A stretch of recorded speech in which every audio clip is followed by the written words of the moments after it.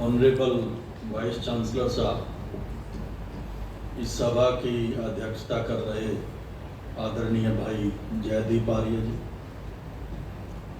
अब 11 बजे से लेके अब तक 50 लोग योग के ऊपर बोल चुके हैं।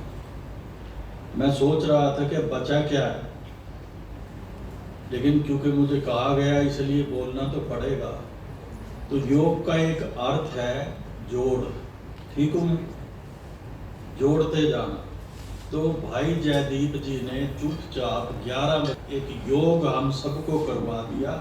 50 लोगों के विचार जुड़ते गए जुड़ते गए जुड़ते गए और आज एक योग का विहंगम दृश्य आपके सामने प्रस्तुत हुआ। और मैंने ये भी सुना के करवाया मैंने कई बार, तालियां बजवाते जोरदार, कहते दोनों हाथ ऊपर उठा के, जो जितनी जोर से ताली बजेगी उतना बढ़िया योग आप कर पाएंगे, उतना लाभ होगा। तो भाई जयदीप जी के इस प्रयास के लिए हाथ ऊपर उठाकर दोनों हाथ को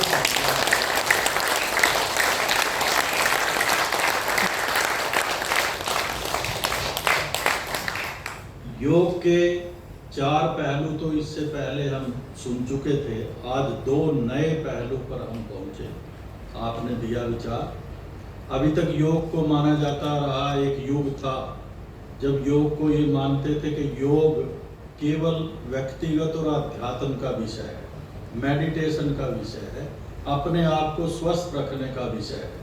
बस जिसने ज़्यादा बढ़िया योग करना हो ज़्यादा हिमालय पर्वत पर चला जाए, बस इस तरह में उसकी तीसरी है, मोक्ष को प्राप्त होगा। उसके बाद दूसरा फिर विषय आया कि योग एक कंपटीशन का विषय भी है।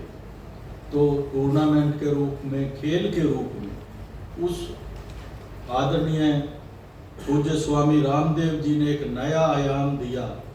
हरियाणा को तो एक नया आयाम दिया कि उन्होंने हरियाणा योग आयोग की स्थापना की। योग आयोग स्थापित हो जाता कोई बड़ी बात नहीं थी। बड़ी बात यह कि उन्होंने अपने विशिष्ट शिष्य जयदीप आर्य जी को योग आयोग का चेयरमैन बना करके, जो आप सुबह से कह रहे हैं ना प्रैक्टिकल करो, प्रैक्टिकल होना चाहिए, प्रैक्टिकल योग का प्रैक्टिकल करवा दिया। अगर कोई और होता तो ये योग पूरी में रह जाता।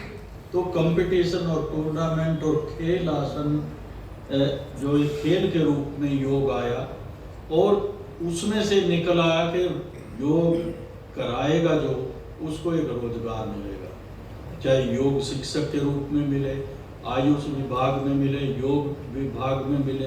तो रोजगार का एक नया एक दरवाजा और युवाओं के लिए खुला। ये एक बड़ी उपलब्धि हुई। और चौथी बात जो आपने कही आज यहाँ पर, वो कि योग की रिसर्च होनी चाहिए, ज़्यादा से ज़्यादा जर्नल्स में पब्लिश होना चाहिए।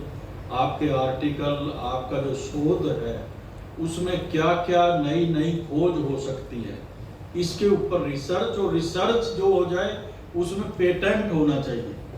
तो ये कि किसी यूनिवर्सिटी ने अभी तक पेटेंट नहीं करवाया, एक नई बात निकल के आई। अभी तक आपने सुना होगा ना, अभी कोई कह भी रहा था योग एक इंडस्ट्री नहीं है। जिस दिन आप पेटेंट कराएंगे तो एक इंडस्ट्री भी बन जाएगी और ब्रांडेड इंडस्ट्री बन जाएगी। तो एक योग का जो अध्याय और जो आज एक नया एक्सपेरिमेंट, अब तक आप और मैं बहुत सारे वर्कशॉप में गए होंगे।